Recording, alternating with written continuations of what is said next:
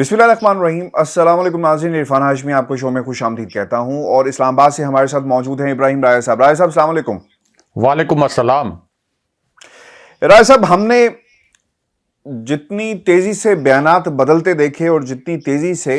جو اتحاد تھے انہیں ٹوٹتے ہوئے دیکھا ہے پچھلے 3 سے 4 دنوں کے اندر۔ اس سے پہلے میرا نہیں خیال کوئی ریکارڈ ہمیں سامنے نظر آئے گا اتحادوں کے ٹوٹنے کا۔ پی ڈی ایم کا اتحاد ٹوٹا، پیپلز پارٹی نے اس سے فائدہ اٹھایا، پھر ایک بار پھر اتحاد کیا گیا مل کر عمران خان کی حکومت کو گرائیں۔ راجہ صاحب، اس میں بہت ساری ڈیولپمنٹس ہوئی ہیں۔ عمران خان صاحب کا چودھری برادر سے ملنا، پھر وہاں کی سیاست، مختلف سورسز سے جو خبریں باہر آ رہی ہیں، ایک ہی پیغام ہے۔ خبریں ڈیفرنٹ ہیں لیکن پیغام ایک ہے کہ ہم حکومت کے ساتھ کھڑے ہیں۔ اب اس سے ہوا یہ ہے راجہ صاحب کہ جو دوسرا کیمپ ہے نون لیگ کا، وہاں پہ بھی اضطرابیت کیفیت ہے، اور وہ لوگ جو خاموشی سے پیچھے پس پردہ حالات دیکھ رہے تھے، اب انہیں زبان مل گئی ہے۔ شاہد خاقان عباسی نے یہ کہا، اور وہ تیر چلا رہے ہیں پیپلز پارٹی کے اوپر، اور وہ یہ کہتے ہیں کہ جناب لانگ مارچ سے حکومت نہیں گرتی، ایسی باتیں جو کہی جا رہی ہیں۔ پھر محمد زبیر نے بھی جو آپشن پیش کیے تھے اس کا ذکر کر دیا۔ اب یہ سچویشن ڈیولپ ہوئی، اور پھر ایک بار نعرہ لگایا گیا ہے اس پوری مردہ تحریک میں جان ڈالنے کے لیے، جسے تحریک عدم اعتماد کی بات کہی جا رہی ہے، کہ جناب نمبرز پورے ہیں اور ہمیں قافلے کی ضرورت نہیں ہے۔ رائے صاحب، آپ کو یاد ہے کہ ہم نے 1.5 برس پہلے میں نے ایک بات کہی تھی کہ فلم لانچ کی گئی، اسکرپٹ لکھا جا رہا ہے، نئے رائزنگ سٹارز لائے جا رہے ہیں، لیکن یہ فلم پھر بھی نہیں چلے گی۔ بڑی اسکرین کے اوپر پٹے، بجٹ کم تھا تو انہوں نے فیصلہ کیا کہ کیوں نہ چھوٹے سٹیج کے اوپر ڈرامہ رچایا جائے تحریک عدم اعتماد کا۔ اب یہ ڈرامہ ہی نظر آ رہا ہے جس میں کریکٹرز لا کر کوشش کی گئی لیکن بات نہیں بنی۔ ایک اعلان کیا گیا رائے صاحب، اور اعلان یہ ہے فضل الرحمان کی طرف سے، بہت بڑا دعویٰ کر دیا گیا، بلکہ 48 گھنٹوں کا الٹیمیٹم دے دیا گیا۔ انہوں نے کیا کہا ہے کہ آئندہ 48 گھنٹوں میں حکومت کے خلاف تحریک عدم اعتماد لانے کا اعلان کیا، اور وہ یہ کہتے ہیں کہ امپائر بظاہر نیوٹرل نظر آ رہے ہیں، اور ہمارا مقصد یہ تھا کہ جو سپورٹ تھی ان کی امپائرز کی، ہم اس کو ختم کریں، اور اب امپائر کیونکہ نیوٹرل ہیں تو عین ممکن ہے کہ کسی قسم کا کوئی انفلوئنس نظر نہیں آئے گا۔ اس لیے انہوں نے یہ دعویٰ کیا، اور پھر وہ یہ بھی کہتے ہیں کہ ماضی میں انہیں ایک سپورٹ ملتی رہی، اور اب یہ سپورٹ ہمیں ختم ہوتی ہوئی نظر آ رہی ہے۔ اسٹیبلشمنٹ کا میرے ساتھ کوئی رابطہ نہیں ہے، نون لیگ اور پیپلز پارٹی کا اسٹیبلشمنٹ سے رابطہ ہے یا نہیں میرے علم میں نہیں۔ اگر کسی نے انفرادی طور پر اسٹیبلشمنٹ سے رابطہ کیا ہے تو ادارے اس کا نوٹس لیں۔ اور انہوں نے یہ بھی کہا کہ حکومت کو گرانے پر اتفاق ہے، تاہم حکومت گرانے کے بعد نئی حکومت کے قیام سے متعلق ابھی کوئی بات چیت نہیں ہوئی۔ جب وہ مرحلہ آئے گا تو اس پر بھی فیصلہ کر لیا جائے گا۔ اس وقت ہمارا فوکس ہے کہ باہر آئے یا نہ آئے، خزاں جائے۔ اس طرح کی انہوں نے جو ہے وہ بات کہی ہے، اور 48 گھنٹوں کو رائے صاحب بہت اہم قرار دے دیا۔ کیا اطلاعات ہیں رائے صاحب اس حوالے سے؟ دیکھیں ہاشمی صاحب، فضل الرحمان یہ سٹیٹمنٹ دے رہے ہیں کہ 48 گھنٹوں کے اندر ہم تحریک عدم اعتماد لے کے آئیں گے۔ ہم سے مراد یہ ہے کہ فضل الرحمان نے سب سے پہلے اس پہ پہلے ذرا پہلے مل کے ہم ہنس لیں۔ یہ بات فضل الرحمان صاحب کہہ رہے ہیں، فضل الرحمان صاحب کہہ رہے ہیں جو خود قومی اسمبلی کے رکن بھی نہیں ہیں، بیگانے کی شادی میں عبداللہ دیوانہ۔ آپ قومی اسمبلی میں جو نمبر گیم ہے اس میں دیکھیں کہ تحریک انصاف کے اپنے جو ارکان ہیں ان کی تعداد 156 ہے۔ 5 ارکان ہیں کاف لیگ کے، 7 ارکان ہیں ایم کیو ایم کے، جی ڈی اے کے 3 ارکان ہیں، شیخ رشید کی 1 سیٹ ہے، جمہوری وطن پارٹی کی 1 سیٹ ہے، پھر بلوچستان عوامی پارٹی کے 5 ارکان ہیں۔ یعنی یہ حکومتی اتحاد ہے، اور تقریباً 179 کا فگر ہے ان کے پاس۔ اپوزیشن کی آپ بات کریں تو 84 نشستیں ہیں نون لیگ کے پاس، 56 نشستیں ہیں پیپلز پارٹی کے پاس، 15 نشستیں ہیں ایم ایم اے کے پاس، اے این پی کے پاس 1 نشست ہے، اور اے این پی جو 1 نشست والی جماعت ہے وہ بھی 156 نشستوں والی جماعت تحریک انصاف سے اور تحریک انصاف کے وزیر اعظم سے استعفے کا مطالبہ کرتی ہے۔ اور اگر کوئی جماعت نہیں ہے، یعنی 15 لوگ تو ہیں ان کے ایم ایم اے کے، وہ 15 کے 15 خیر زیر اثر نہیں ہیں فضل الرحمان کے، لیکن اگر کوئی بڑا پولیٹیکل فگر جو کہ ہمیشہ اقتدار میں رہنے کا خواہش مند رہتا تھا اور اس کی اس مرتبہ خواہش پوری نہیں ہوئی، تو وہ فگر ہے فضل الرحمان. تو فضل الرحمان خود تو قومی اسمبلی کے ممبر بھی نہیں ہیں، لیکن وہ یہ اعلان کر رہے ہیں کہ ہم یہ تحریک عدم اعتماد 48 گھنٹے میں لے کے آئیں گے. ایک تو فضل الرحمان صاحب کو تحریک عدم اعتماد لانے کے حوالے سے جو آئینی طریقہ کار ہے، جو قانونی طریقہ کار ہے، اس کے متعلق بھی پوچھ لینا چاہیے کسی قانونی ماہر سے، کیونکہ اسمبلی سے پچھلے 3.5 سال سے وہ باہر ہیں، تو شاید قانونی امور اور آئینی امور کو بھی اب وہ کافی حد تک بھول چکے ہیں. تو ایک تو یہ ریکوزیشن اگر یہ جمع کرائیں گے تو تب بھی اسپیکر کے پاس یہ اختیار ہے 15 دن کا کم سے کم، کہ 15 دن کے اندر انہوں نے قومی اسمبلی کا اجلاس بلانا ہے اگر ریکوزیشن جمع کرائی جائے. تو ریکوزیشن جمع ہوگی پہلے صرف اور صرف قومی اسمبلی کا اجلاس بلانے کے لیے. اس کے بعد 15 دن اسپیکر قومی اسمبلی کے پاس ہوں گے کہ وہ اجلاس بلاتے ہیں یا نہیں بلاتے. 15 دن کے اندر ان کو اجلاس بہرحال، یعنی 15 دن سے لیٹ نہیں کر سکتے، 15 دن کے اندر ان کو اجلاس بلانا ہے اگر کوئی ایکسیپشن نہ ہو. اس کے بعد پھر یہ تحریک عدم اعتماد کے لیے قومی اسمبلی کے سیکریٹریٹ میں اپنی قرارداد جمع کرائیں گے، اور پھر 7 دن کا مزید ٹائم ہے، یعنی 3 دن سے لے کے 7 دن، یہ جو عرصہ ہے اس کے دوران اس کے اوپر ووٹنگ ہوتی ہے. تو یہ تو پاسبل ہی نہیں ہے، یہ ممکن ہی نہیں ہے کہ اگلے 48 گھنٹے کے اندر جو فضل الرحمان فرما رہے ہیں کہ ہم تحریک عدم اعتماد لے کے آئیں گے، یہ ممکن نہیں ہے. دوسرا یہ جو کہا جا رہا ہے کہ ہم نے حکومت کے کچھ لوگ توڑ لیے ہیں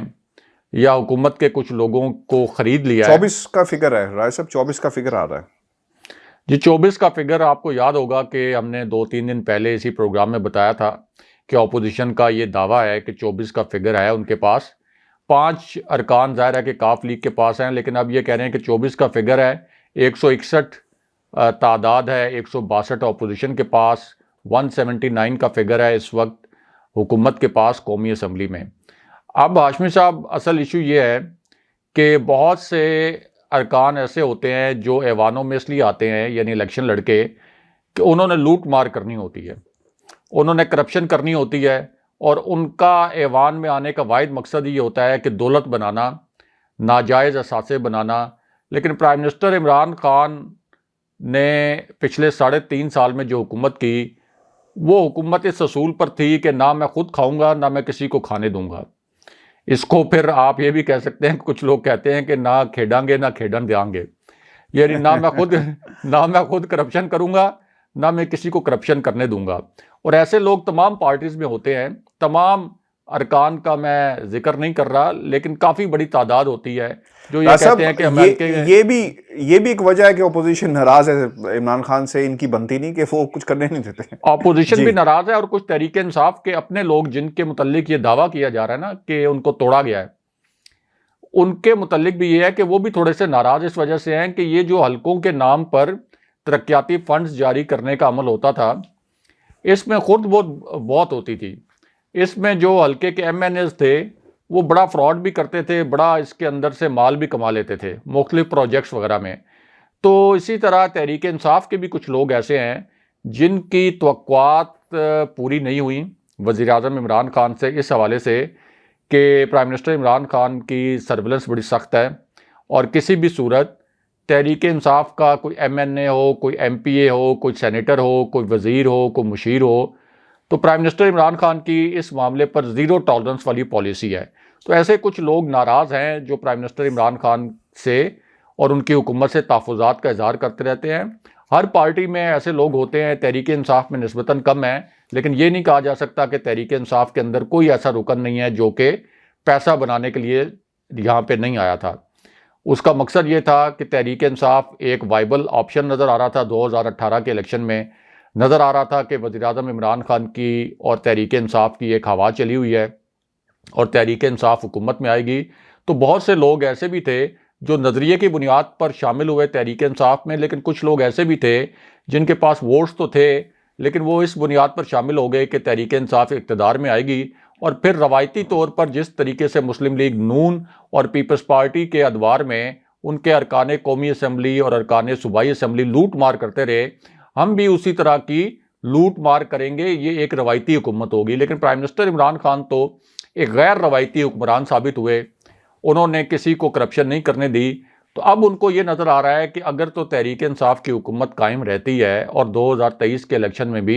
دوبارہ ہم تحریک انصاف کے ساتھ ہی کھڑے رہتے ہیں اور تحریک انصاف کی حکومت بن بھی جاتی ہے، تو تب بھی ہمیں یہ جو بطور MNA تنخواہ ملتی ہے اسی پر گزارا کرنا پڑے گا، کیونکہ خان صاحب تو ہمیں بالکل بھی یہ جو کرپشن والا معاملہ ہے، یہ کھانے پینے والا معاملہ ہے، اس کی تو اجازت نہیں ہوگی۔ تو ایسے کچھ ویک لنکس ضرور ہیں جن کے اوپر اپوزیشن نے کام کیا ہے، یہ ایک حقیقت ہے، اور کچھ نام بھی آئے ہیں سامنے۔ مثال کے طور پر راجہ ریاض کا نام سامنے آیا ہے، اسی طرح ریاض فتیانہ کا نام سامنے آیا ہے۔ اب ریاض فتیانہ کا ہم سب کو پتہ ہے کہ زرتاج گل کے حوالے سے جو انہوں نے الزامات لگائے تھے کہ زرتاج گل اور ملک امین اسلم کا جھگڑا ہوا تھا، اور جو ماحولیاتی کانفرنس ہوئی تھی اسکاٹ لینڈ میں، کہ وہاں ایک جھگڑا ہوا اور اس کے بعد زرتاج گل واپس آ گئی، تو پرائم منسٹر عمران خان نے اس وقت ریاض فتیانہ کو سنب بھی کیا تھا۔ تو فیصل آباد ڈویژن سے تعلق رکھنے والے 4 ارکان، جن میں راجہ ریاض کا نام بھی آ رہا ہے، اسی طرح فتیانہ صاحب کا نام بھی آ رہا ہے، اگرچہ انہوں نے تردید کی ہے لیکن ان کے ساتھ رابطے ہوئے ہیں اور شہباز شریف کی ملاقاتیں بھی ہوئی ہیں۔ اسی طرح کچھ لوگ ایسے ہیں جن کا تعلق براہ راست جنوبی پنجاب سے ہے۔ جہانگیر ترین گروپ کے بھی کچھ لوگ ایسے ہیں جن کے متعلق یہ سمجھا جاتا ہے کہ وہ اب یہ خیال کر رہے ہیں کہ چونکہ ہم نے اپنا ایک الگ گروپ بنایا تھا، تو تحریک انصاف اگر اس پیچیدہ صورتحال سے نکل بھی گئی تو ہمیں اتنی اہمیت نہیں ملے گی تحریک انصاف میں کبھی بھی۔ اگر ہم نون لیگ میں چلے جائیں تو شاید ہمیں مستقبل میں کوئی اہمیت ملے، لیکن یہ ان کی بہت بڑی غلط فہمی ہے، کیونکہ نون لیگ میں آلریڈی ایک ریزنٹمنٹ ہے۔ جہاں جہاں یہ تحریک انصاف کے لوگوں کو اور تحریک انصاف کے اتحادیوں کو ٹکٹس دینے کی آفر کر رہے ہیں، وہاں جو مسلم لیگ نون کے اپنے امیدوار ہیں اور رہنما ہیں وہ اس پر تحفظات کا اظہار کر رہے ہیں کہ اگر آپ ان کو ٹکٹ دیں گے تو پھر ہمارا کیا بنے گا۔ لیکن ہماری قربانیوں کیا بن رہا ہے صاحب، جو پچھلے کئی سالوں سے کھڑے ہیں؟ جی، نام نہاد قربانیاں۔ تو اب اس پوری سچویشن میں کام تو کیا ہے اپوزیشن نے تحریک انصاف کے کچھ لوگوں کے اوپر بھی، لیکن نمبر گیم ابھی تک پوری نہیں ہے۔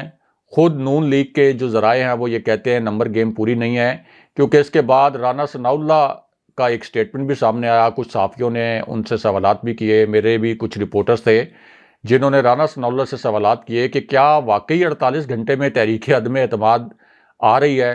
تو اس پر رانا ثناء اللہ نے کہا کہ کچھ ذمہ داریاں پیپلز پارٹی کو دی گئی تھیں،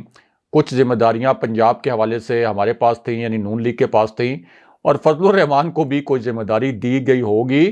تو اگر کوئی بات کر رہے ہیں فضل الرحمان 48 گھنٹے میں تحریک عدم اعتماد لانے کی، تو یہ میرے علم میں نہیں ہے۔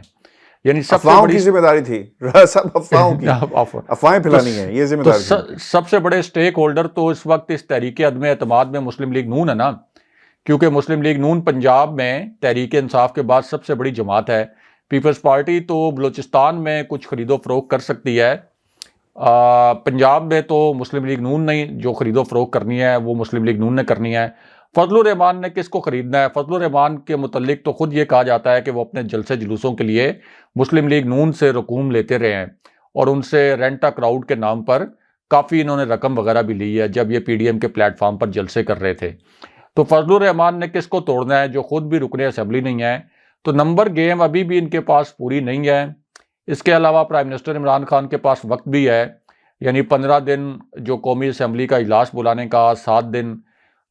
جو اس کے بعد رائے شماری کے لیے، تو یہ جو 21-22 دن کی ونڈو ہے، اس 21-22 دن کی ونڈو میں پرائم منسٹر عمران خان اپنے ویک لنکس پر کام بھی کر سکتے ہیں۔ اسی طرح اس پورے معاملے کو جو اسٹیبلشمنٹ سے جوڑا جا رہا ہے، کچھ حلقے ایسے ہیں جو اس پوری صورتحال کو army chief general Qamar Javed Bajwa کی ممکنہ ایکسٹینشن سے بھی جوڑ رہے ہیں، کیونکہ ان کا جو دوسرا دور ہے یہ 29 نومبر 2022 کو ختم ہونا ہے، نئے آرمی چیف کی تقرری ہونی ہے۔ کیا یہ بات درست ہے ویسے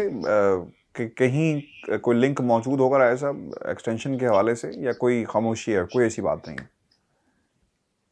دیکھیں،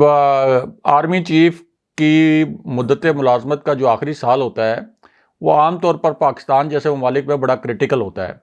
اس کے اندر سیاسی حالات جس قسم کے بھی بنے،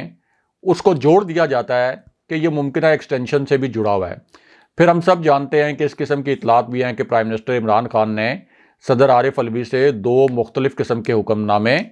سائن کروا لیے ہیں۔ اس قسم کی اطلاعات اسلام آباد میں اقتدار کی راداریوں میں گردش کر رہی ہیں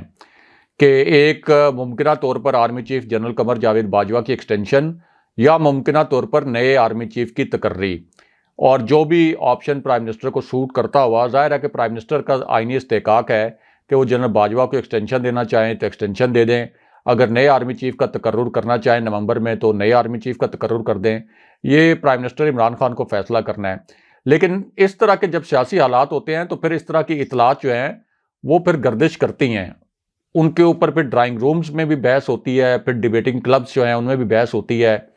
اور یقیناً اس وقت اسلام آباد میں اس اطلاع کا بڑا زور ہے کہ شاید معاملات جو ہیں وہ پروبیبلی اس معاملے سے بھی جڑے ہوں، اگرچہ اس بات کے کوئی شواہد نہیں ہیں، کوئی ثبوت نہیں ہیں، اور جنرل باجوہ کی پرائم منسٹر عمران خان سے تواتر کے ساتھ ملاقاتیں ہو رہی ہیں، اور جنرل ندیم انجم جو ڈی جی ISI ہیں ان کی بھی مسلسل پرائم منسٹر سے ملاقاتیں ہو رہی ہیں۔ تو اس پوری صورتحال میں یہ جو افواہیں ہیں یا آپ کہہ سکتے ہیں دعوے ہیں کہ اس پورے موو کے پیچھے اسٹیبلشمنٹ بھی ہو سکتی ہے، اسٹیبلشمنٹ نیوٹرل تو ہو سکتی ہے لیکن اسٹیبلشمنٹ اس تحریک عدم اعتماد کے موو کے پیچھے ہو،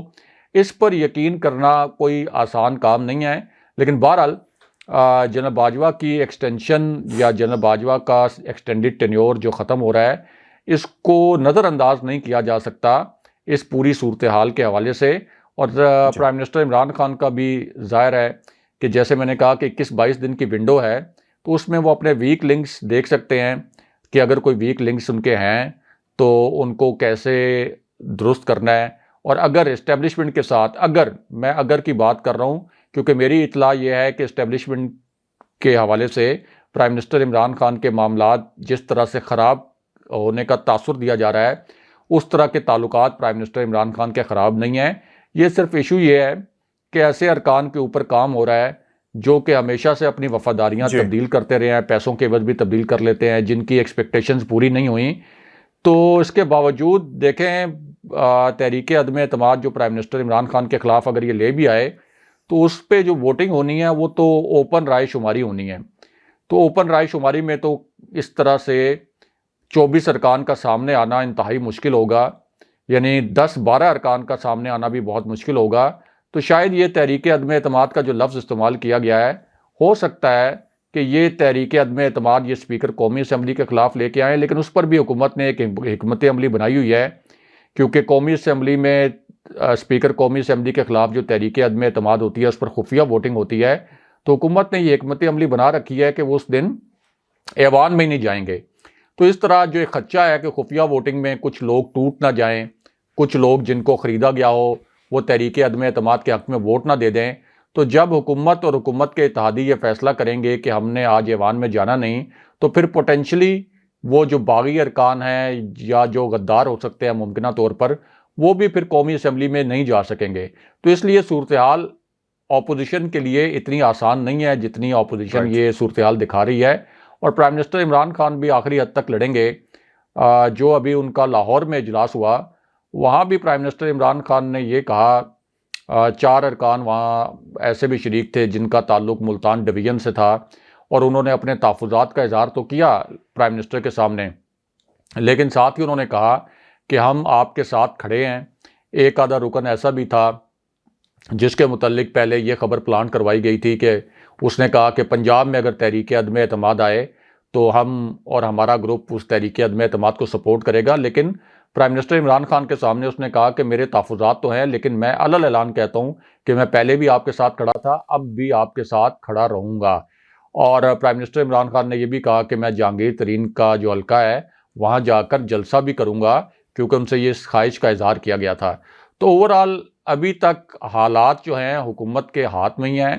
اتحادی ابھی تک حکومت کے ساتھ کھڑے ہیں، اور جو کچھ لوگوں پہ کام ہو رہا ہے اس کے اوپر پرائم منسٹر عمران خان کی سرویلنس بھی ہوگی، کیونکہ سول انٹیلیجنس ادارے پرائم منسٹر کو رپورٹ کرتے ہیں، وزیر داخلہ کو رپورٹ کرتے ہیں، تو پل پل کی رپورٹ پرائم منسٹر کے پاس پہنچ رہی ہوگی۔ پرائم منسٹر نے بھی کچی گولیاں نہیں کھیلی، تو اس کے جواب میں وہ بھی کوئی نہ کوئی مؤثر حکمت عملی ضرور بنا رہے ہوں گے، اور ان کے کانفیڈنس کی وجہ بھی یہی ہے کہ پرائم منسٹر عمران خان اس پوری سچویشن میں بھی نظر نہیں آ رہا کہ انہوں نے کوئی دباؤ لیا ہوا ہے یا ان کو لگتا ہو کہ ان کی حکومت جانے والی ہے، کیونکہ آج کا دن جو ہے اس دن میں بھی انہوں نے 4-5 اجلاس جو ہیں چیئر کیے ہیں. جب کسی کو یہ لگے کہ اس کی حکومت جانے والی ہے اور اس کے خلاف تحریک عدم اعتماد کامیاب ہونے والی ہے تو پھر وہ گورننس کے ایشوز کے اوپر اس طرح سے توجہ نہیں ہوتی, پھر ساری توجہ جو ہے سیاسی جوڑ توڑ کے اوپر ہوتی ہے. لیکن آج بھی 4-5 جو اجلاس ہیں وہ پرائم منسٹر عمران خان نے چیئر کیے ہیں. راج صاحب, میں نے تو خیر شروع میں ہی سوال کر لیا تھا کہ امپائر نیوٹرل نظر آ رہے ہیں کہ نہیں آ رہے. آپ بتائیں نیوٹرل نظر آ رہے کہ نہیں آ رہے, کیونکہ آپ پنڈی کے زیادہ قریب ہیں, اور کیا وائبز آ رہی ہیں, نیوٹرل ہیں کہ نہیں ہیں؟ کیونکہ فضل الرحمان صاحب تو کہہ رہے ہیں کہ نیوٹرل ہیں, اور نیوٹرل ہی امپائرز کو سر نیوٹرل ہی ہونا چاہیے. امپائر نیوٹرل ہوں گے تو میچ کا صحیح مزہ آئے گا اور صحیح فیصلے ہوں گے. امپائر نیوٹرل ہے راج صاحب؟ دیکھیں, اگر امپائر نیوٹرل ہوا تو پھر تو یہ تحریک عدم اعتماد کسی صورت کامیاب نہیں ہوگی, سوال ہی نہیں پیدا ہوتا. اگر امپائر نیوٹرل رہا تو پھر تحریک عدم اعتماد کامیاب نہیں ہو سکتی. اس کی وجہ یہ ہے کہ 20 ارکان یا کم سے کم 18 ارکان کی جو عددی برتری ہے وہ کیسے ختم ہوگی؟ وہ امپائر نیوٹرل رہا, تحریک انصاف کی قومی اسمبلی میں 18 ارکان کی جو برتری ہے پھر تو وہ ختم نہیں ہو سکتی. دوسرا, جو یہ کہا جاتا ہے کہ امپائر نیوٹرل ہے, تو امپائر سے مراد ہے اسٹیبلشمنٹ یا فوج یا فوجی قیادت. تو فوجی قیادت یا فوج جو ہے وہ ہمیشہ کسی بھی حکومت کے ساتھ اس کو کھڑے ہونا چاہیے. اور خود army chief general Qamar Javed Bajwa نے یہ کہا تھا کہ ایک ادارے کے طور پر ہم منتخب حکومت کے پیچھے کھڑے ہیں. تو حکومت کے ساتھ اگر فوج کھڑی ہو تو اس کا مطلب یہ نہیں ہوتا کہ امپائر نیوٹرل نہیں ہے. حکومت کا ایک ذیلی ادارہ ہے فوج, اور فوج کو کسی بھی حکومت کے ساتھ کھڑا ہونا چاہیے. اور حکومت کے ساتھ کوئی کھڑی ہوگی جب فوج, تو اس کا مطلب یہ نہیں ہے کہ وہ نیوٹرل نہیں ہے. اگر کوئی فوج یا کوئی ادارہ اپوزیشن کے ساتھ جا کر کھڑا ہو جائے گا تو پھر اس کا مطلب ہوگا کہ وہ نیوٹرل نہیں ہے. تو اس پوری سچویشن میں یہ جو فضل الرحمان کہہ رہے ہیں کہ امپائر ہمیں اس وقت نیوٹرل لگ رہے ہیں اور ہمیں یہ لگ رہا ہے کہ اب حکومت کو سپورٹ نہیں کر رہے, تو پہلی تو بات یہ ہے کہ فوج کی جانب سے حکومت کو سپورٹ نہ کرنا, کسی بھی ادارے کی جانب سے حکومت کو سپورٹ نہ کرنا, یہ ایک بڑا ہی آپ کہہ سکتے ہیں کہ ناممکن سی بات ہے, کیونکہ اس کے بغیر تو نظام حکومت چل نہیں سکتا. اور دوسری بات یہ ہے کہ اب چونکہ انہوں نے یہ جو جوڑ توڑ کیا, یہ جو خرید و فروخت کی غیر آئینی طریقے سے, غیر قانونی طریقے سے, تو اس کے بعد جو ان کو ایک امید کی ہلکی سی کرن نظر آ رہی ہے, تو اب یہ نہیں کہہ رہے کہ بیساکھیوں کی وجہ سے یہ حکومت اپنے 5 سال پورے کر لے گی, یا بیساکھیوں کی وجہ سے اس حکومت نے قومی اسمبلی میں بار بار ہمیں شکست دی, یہاں تک کہ سینٹ میں جہاں اپوزیشن کی عددی اکثریت تھی وہاں بھی بار بار اپوزیشن کے اپنے ارکان غائب ہوتے رہے. اب یہ بھی ہو سکتا ہے, ظاہر ہے پرائم منسٹر عمران خان جوابی حکمت عملی بنا رہے ہوں گے, تو یہ بھی ہو سکتا ہے کہ اپوزیشن کے کچھ لوگ بھی ٹوٹ جائیں. ٹوٹ جانے سے مراد یہ ہے کہ اپوزیشن کے اندر بھی کچھ ویک لنکس موجود ہیں, اور یہ ویک لنکس وہی ہیں جو قومی اسمبلی میں انتخابی اصلاحات کے بل کے موقع پر غائب ہو گئے تھے, اسٹیٹ بینک ترمیمی بل کے موقع پر غائب ہو گئے تھے, سینٹ میں اوگرا بل ترمیمی جو تھا اس موقع پر غائب ہو گئے تھے. تو اپوزیشن کے نمبر بھی کچھ کم ہو سکتے ہیں. تو حکومت کی جو صفحے ہیں وہ تو کانفیڈنٹ نظر آتی ہیں. شیخ رشید کا ایک نیا سٹیٹمنٹ بھی آیا ہے, ظاہر ہم سب جانتے ہیں کہ اسٹیبلشمنٹ کے بہت قریب ہیں, تو وہ تو یہ کہتے ہیں کہ تحریک عدم اعتماد کامیاب ہو جائے تو کسی ملک کے نظام کی بنیادیں ہل جاتی ہیں, اور اسٹیبلشمنٹ کو یہ سوٹ نہیں کرتا کہ پاکستان کے سیاسی نظام کی بنیادیں اس وقت ہل جائیں جبکہ اس ریجن کی کس قسم کی پیچیدہ صورتحال ہے, اور اس کے علاوہ پاکستان کو جس قسم کے چیلنجز درپیش ہیں. تو اس پوری صورتحال میں سیاسی عدم استحکام تو اسٹیبلشمنٹ کو بھی سوٹ نہیں کرتا. لیکن اپوزیشن چونکہ اب کہہ چکی ہے کہ ہم نے تحریک عدم اعتماد لانی ہے, اور تحریک عدم اعتماد اگر وہ نہیں لاتی تو اس کی بڑی سبکی ہوگی, نمبر ان کے پاس پورے ہوئے یا نہ ہوئے, وہ کوشش یہ ضرور کریں گے کہ اسپیکر کے خلاف کم سے کم تحریک عدم اعتماد لے آئیں. لیکن اسپیکر کے خلاف بھی تحریک عدم اعتماد کو کامیاب بنوانا تقریباً ناممکن ہوگا, اگر تقریباً ناممکن نہیں تو انتہائی مشکل ضرور ہوگا. اور پرائم منسٹر عمران خان کے بعد اس کے پاس اس کے بعد بھی آپشن ہوگا کہ وہ اس کے فوراً بعد اعتماد کا ووٹ لے لیں, اور پھر آپ دیکھیں گے کہ 3 سے 6 ماہ تک کے لیے تحریک عدم اعتماد ویسے ہی ٹل جائے گی, اور 6-8 ماہ رہ جائیں گے الیکشن میں, تو کوئی ماحول نہیں رہے گا کہ اس حکومت کو رخصت کیا جا سکے. ایسا اس پہ بھی بتا دیں, شاہد خاقان عباسی مجھے تو لڑائی نظر آ رہی ہے, آپ کو لڑائی نظر آ رہی ہے؟ شاہد خاقان عباسی پیپلز پارٹی اور یہ وہ گروپ ہے نون لیگ کے اندر جو ہمیشہ سے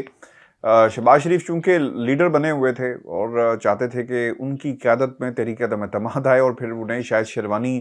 پہننے کی بہت جلدی تھی، لیکن شاہد خاقان عباسی نے ان کو یاد کرا دیا کہ بھائی جان، پیپلز پارٹی کو بھی یاد کرا دیا، یہاں سے بھی تیر چلائے جا رہے ہیں کہ لانگ مارچ سے حکومتیں نہیں گرتی. پھر لانگ مارچ تو ماضی میں نون لیگ بھی کرنا چاہتی تھی.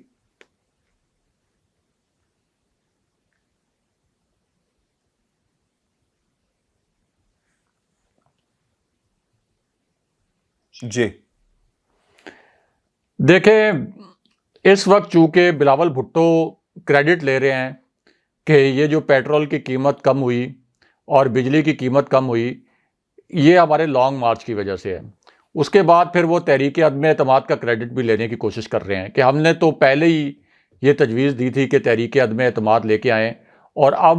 یہ ہمارے جو اپوزیشن والے دیگر جماعتیں ہیں اب ہماری تجویز پر ہی عمل درآمد کر رہی ہیں. اب ان کا لانگ مارچ، چونکہ یہ نام نہاد جلسیوں والا لانگ مارچ جو ہے، یہ 7-8 مارچ کو اسلام آباد پہنچے گا، 6 گھنٹے کا ایونٹ ہوگا. تو شاید خاقان عباسی نہیں چاہتے کہ یہ کریڈٹ جو ہے، یعنی تحریک عدم اعتماد کے حوالے سے یا لانگ مارچ کے حوالے سے، یہ کسی بھی صورت پیپلز پارٹی کے پاس جائے. اور جو وہ یہ کہہ رہے ہیں کہ لانگ مارچ سے حکومتیں نہیں گرتیں، تو پی ڈی ایم نے تو اس سے پہلے بھی لانگ مارچ ہی کرنا تھا، یعنی 23 مارچ والے لانگ مارچ سے بھی پہلے، 7 مارچ والے لانگ مارچ سے بھی پہلے، جو دسمبر میں انہوں نے لاہور میں جلسہ کیا تھا جس میں مریم نواز نے آر یا پار کا نعرہ لگایا تھا. اس کے بعد بھی ان کا پلان تو یہی تھا کہ ہم لانگ مارچ کریں گے، یعنی یہ لانگ مارچ تو پچھلے مارچ میں ڈیو تھا. تو اگر لانگ مارچ کے ذریعے حکومتیں نہیں گرتیں تو پھر اس وقت وہ پلان کیوں کیا گیا تھا، اور یہ کیوں کہا گیا تھا کہ اس کے نتیجے میں ہم حکومت گرا دیں گے؟ پھر 23 مارچ کا لانگ مارچ کیوں پلان کیا گیا؟ اصل میں جو 23 مارچ والا لانگ مارچ ہے، اس کے لیے تو ان کی صفر تیاری ہے. لانگ مارچ کے لیے آپ کو بہت بڑے پیمانے پہ موبلائزیشن کرنی پڑتی ہے، بہت بڑے پیمانے پہ اپنے کارکنوں کو فعال کرنا پڑتا ہے، ان کو ایکٹیویٹ کرنا پڑتا ہے. مختلف جو آپ کے رہنما ہیں ان کو ذمہ داریاں دینا پڑتی ہیں کہ آپ نے اتنے کارکن اپنے ساتھ لانے ہیں، اتنی بسیں لانی ہیں، اتنی کاریں لانی ہیں،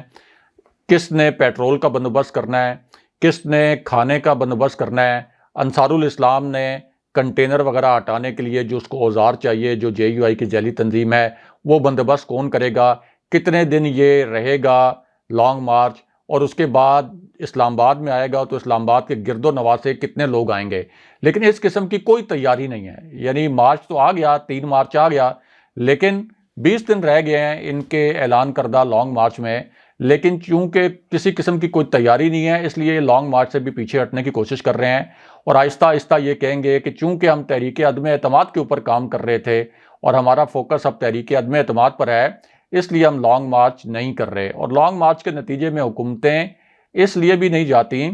کہ لانگ مارچ کی صورت میں صرف اس صورت میں حکومت جا سکتی تھی کہ جب اسٹیبلشمنٹ لانگ مارچ کو سپورٹ کرے. تو سوال ہی نہیں پیدا ہوتا کہ لانگ مارچ کو اسٹیبلشمنٹ سپورٹ کرے اور یہ کہے کہ آپ ریڈ زون میں آ کے یہاں پہ کوئی پرتشدد صورتحال پیدا کریں جہاں غیر ملکی سفارت خانے بھی ہیں، پرائم منسٹر آفس ہے، پرائم منسٹر سیکریٹریٹ ہے، ایوان صدر ہے، دفتر خارجہ ہے، سپریم کورٹ ہے،